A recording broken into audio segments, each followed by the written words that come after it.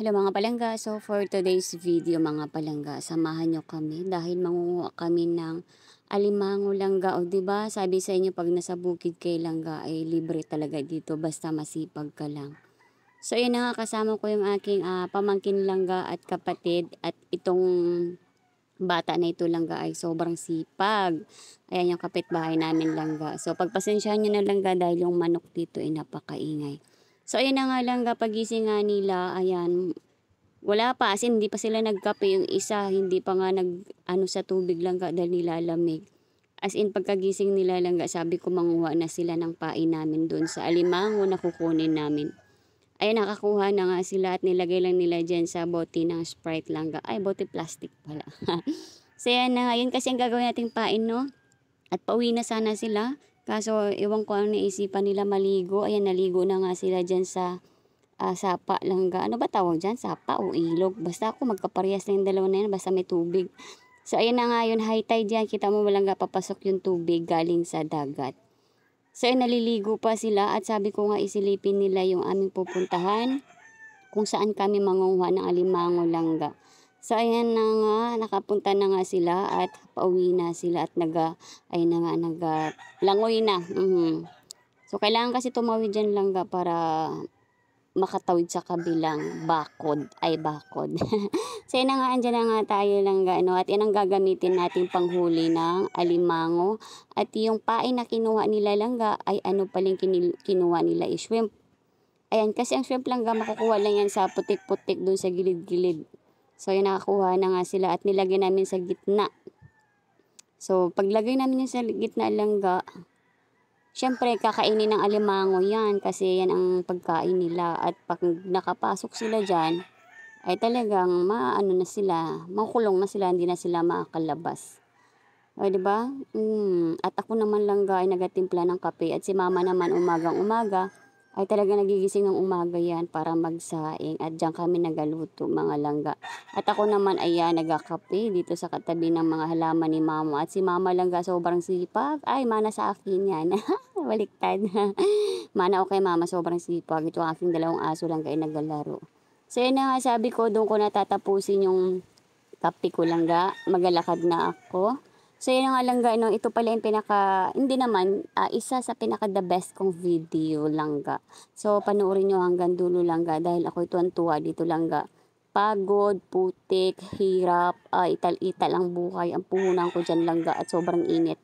Pero at least langga, ang ganda ng gawa namin ng content dyan at sobrang nag-enjoy kami, hindi dahil content, nag-enjoy kami langga dahil nga, kahit mahirap, nakakuha kami ng aming uulamin, at yun na nga, dala na nga nila yung aming panghuli. At ako iniisip ko pa langga kung paano ko tatawirin kasi first time po tatawid dyan langga, at yung ilog na yan langga, no, malalim yan sa gitna. Malalim, as in pag nag-high tide yan langga, ay nako, sobrang lalim niyan, at kasama ko yung pamangkin ko nga langga, no. At ang sabi ko doon, kung po pwede nila iusog yung kahoy. Kasi nga, medyo natatakot ako dyan langga. Hindi ko alam kasi iniisip ko, baka may mga something-something mikos-mikos dyan sa lalim ng tubig, no? Yun talagang kinakatakot ko, at ewan ko ba, ayun yung isip ni Nonoy, dinala sa akin yung bunny. Bunny is ano lang, ano ng, ano ba tawag yan, saging. So yun na nga langga, inusog-usog na nga nila yung kahoy. Hindi naman kasi mabigat yan langga ang kahoy, basta ay nakalutang lang sa tubig. So yun na nga, unang ano langga, at disgrasya nga tayo dyan, buti hindi tumama yung aking mukha. Ayan. So sila tawang-tawa langga, at yung pamangkin ko ay nag-aalala sa akin. Buti na lang talaga langga, hindi po natama sa mukha ko yung ano, matulis na yan. Pero kay rebels na yan langga kasi God is good. So ayun na nga, tuloy pa rin yung ating buhay. Ayan, sabi ko, sige tara dito na tayo dumaan. At mag-aingat lang tayo dahil medyo madulas. At ayan na nga yung aking mga driver langga, at yung pamangkin ko ay nahulog din. So ayan na nga, nagsakay na nga kami. At iikot lang nila yan langga papunta dun sa kabilang gilid. Kasi talagang natatakot ako, ewan ko ba. Basta ang hirap pala mag voice over langga, no? Hindi mo na alam kung ano sasabihin mo. At napakaingay pa ng aking ano langga nga, manok. Ay, hindi pala aking manok. Ay, tito ng manok langga, napakaingay. So ayan na nga langga tinawag yung isang pamangkin dahil sabi, hilain na papunta dun sa kabilang gilid. At yung aso ko langga, ewan ko pa gusto pa ata sumama sa akin na kahit hirap-hirap na ako. Ayan na nga hinihila-hila na nga nila papunta dun sa gilid langga. Pero hindi naman siya makakarating dun sa gilid kasi nga hindi na malalim yung gilid. Sa gitna lang yung aso ko yung nagtatahol gusto ata sumama talaga. So yun na nga sabi ko, tara na, wala tayo choice kundi mabasa rin talaga. So ayun na nga 'no, sabi ko maalis na nga kami, maakyat na nga kami. Pero yung mga damo-damo na yan langga, di ko alam anong tawag diyan, pero sobrang matinik yan. So kailangan namin dumaan diyan at salamat Nunoy dahil napakasipag mo kahit hindi ka sabihan alam mo na ang gagawin mo. So ayun na nga, bahala na talaga magkalusot-lusot, ano-ano diyan langga basta mapuntahan yung aming pupuntahan. Oh, 'di ba? So, ganun talaga dito sa bukid lang kailangan tawirin ang dapat tawirin. Ganyan ang buhay dito sa probinsya lang bawal maarte. Pero meron pa rin talaga langga maarte kahit mahirap ang buhay. Ay, Diyos lang. Bahala kayo sa buhay niyo. So, ayun na nga.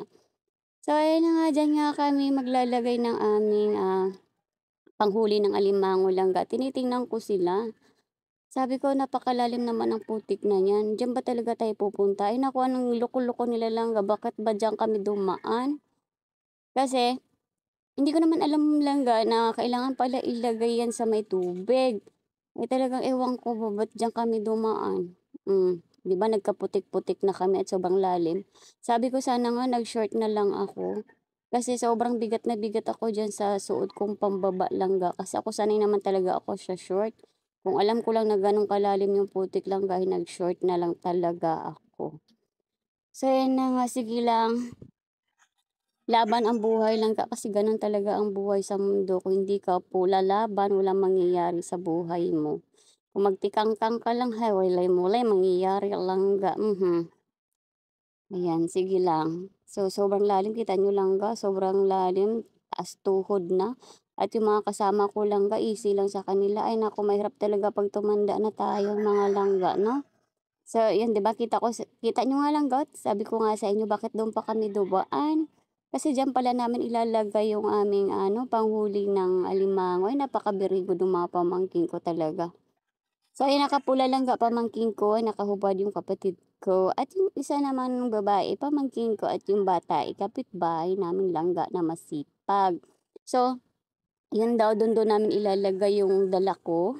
So, ayan na nga kailangan lang natin itali at medyo ilubog yung ating panghuli. O 'di ba ka-very good nila langga diyan lang pala ilalagay, dun pa kami dumaan, So, kailangan lang na itali langga, 'pag natali yan at ilipat naman natin, ilalagay natin yung dala nila na iba kasi hindi po puwede na magkadikit-dikit. Ayun, sabi nila hindi daw puwede. Puwede naman siguro pero mas malaki ang tyansa kung magkalayo-layo, 'di ba? So, yun na nga naghahanap na nga kami ng lalagyan ng iba. Sobrang magubat diyan langga at sobrang matinik, as in. So, yun na nga umaakyat na nga ako langga. Sabi ko, maghanap tayo ng ibang puwesto kung saan natin ilagay yung ating ibang dala. At sabi ko nga sana makahuli kami dahil nung panahon na yan langga gutom na ako. As in gutom na talaga. Pero carry blessing yan langga halos mahublot ng akong suksok langga ano sa bigat. So, ayun na nga, andito kami sa kabila langga at may nakita nga kaming sapa diyaan. At yung sapa na yan, dapat diyan namin ilalagay yung aming panghuli ng alimango. Kaso ang problema langga, hindi po pwede kasi nga maanod ang atong pang-ano lang, hindi po pwede diyan, oh, madala siya sa tubig. Ayan, kaya sabi ko sobrang lakas ng tubig, baka hindi tayo makahuli ng alimango 'pag dito tayo lagay. Kaya ang sabi ko na lang, batse tayo, maghahanap tayo ng ibang puwesto na puwede natin lagyan ng ating, panghuli ng alimango. Well, dahil nandiyan na nga kami, naghugas na nga kami ng putik-putik naming langga 'no. So, ang tawag pala sa amin langga, yung panghuli na 'yan ay panggal. 'Di ko alam kung anong tawag sa inyo niyan, basta sa amin panggal. At alam niyo ba kung bakit takot ako sa tubig lalo na kung ganyan? Kasi langga hindi ko alam kung gaano kadami yung ahas nasa ilalim. Paano ko nasabing madami kasi nga everytime na nagha-harvest kami langga sobrang dami ng mahuhuli naming ano, ahas, iba-iba. Ay nako basta So yun na nga, sobrang ganda ng tanawin diyan langga dahil nga magubat talaga siya. So yun na nga, nailagay na namin yung ibang panggalangga 'no, at yung unang nilagay ng pamangkin ko ay sisilipin natin at meron siyang nilagay dito at titingnan natin. Kasi nga medyo malayo yung unang pinaglagyan ko, yung sa akin. So tingnan niyo naman si Nonoy Langga, nagmukha na siyang militaring ewan, ayan. May dala-dala pa siyang baril-barilan langga, ay naku natutuwa ako sa kanya. So ayan na nga nung unang silip ko sa ating, panggal ay may nakita tayong isang huli, ayan, thanks God, nakahuli nga tayo langga ng isang alimango. Hindi siya gano'n kaliit, hindi rin siya gano'n kalaki at sobrang tuwa ko siyempre nga 'di ba, yung hirap na pagod na dinanas namin langga, ayan buti na lang nakahuli na kami ng isa. At ang sabi ko nga ay, lulutuin namin kahit ihawin lang namin para magkalaman yung aming tiyan kasi nga gutom na gutom ako niyan langga. At nilagay ko nga diyan sa taas at ang sabi ko dun sa pamangkin ko, "Ikaw na ang kumuha dahil hindi ko talaga alam paano kumuha ng alimango." Eh, ewan ko ba kahit nasa bukid ako langga, yung bagay na yan ang hindi ko alam. Tingnan mo si Nonoy langga, oh. Yan yung bagay na yan langga hindi ko alam kung paano itali yung alimango. Actually tinuruan na ako niyan kaya lang takot ako langga, as in takot ako makagat. 'Di ba, na-nerbiyos na ako langga. Sabi ko, eh, sila na magdala dahil baka makagat ako, hindi ka kasi tinalian, Kaya ang sabi ko, talian muna para sigurado. Ayan na nga, tinalian na nga at nakahanap lang ng tali diyan sa gilid-gilid. So, ayan na nga langga, sabi ko maghahanap kami ng ibang puwesto kung saan kami po puwedeng umupo langga na hindi mainit. Kaya naglalakad-lakad kami kasi sabi ko mag-ihaw kami ng alimango. So, ayan na nga, tinanggal na nga yung tali at tingnan niyo naman langga 'pag nakagat ka niyan, ay naku, kamusta naman. So, yung iba pala langga kinuha nila pero ulan laman, kaya okey lang yung ganyan talaga ang buhay. So, naglalakad nga kami at tingnan niyo naman ang tubig, Diyos ko nakakatakot mga langga. So, yan yung kabilang sapa langga 'no at may kabilang sapa din naman.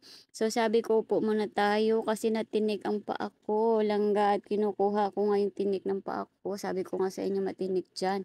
At ako ewan ko ba ayan, ayan nasaktan ko tuloy yung aking pamangkin langga dahil nga pinakawalan niya yung alimango. Sabi ko nga, eh, takot nga ako diyaan. Ay siya na may tawang-tawa, At 'di ba, natanggal ko yung tinik kaya pasayaw-sayaw na lang. Kaya sabi ko, sige dito na tayo pumesto.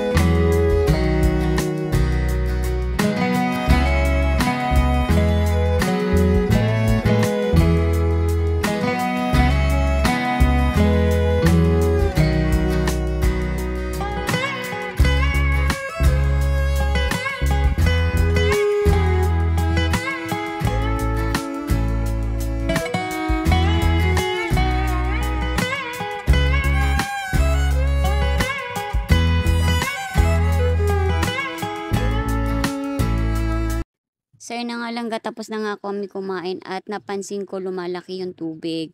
Tulad nga ng sabi ko kanina na high tide, kaya dali-dali kaming umuwi. Kasi kung hindi kami dali-daling umuwi diyan langga, yung tubig, as in matatabunan yung mga Yung mga damo diyan sa gilid lang as in sobrang laki ng tubig 'pag high tide. Well, depende naman kung gaano kalaki yung high tide. So ayun na nga, tumawid na nga kami langga. Kung pansin niyo sobrang laki na ng tubig. Hmm. Kaya 'yan lang langga, maraming salamat sa panonood langga at nakakuha naman tayo pero, sakto lang sa ating tiyan. So 'yan langga lang aming nakuha pero very blessed lang 'yan langga at least.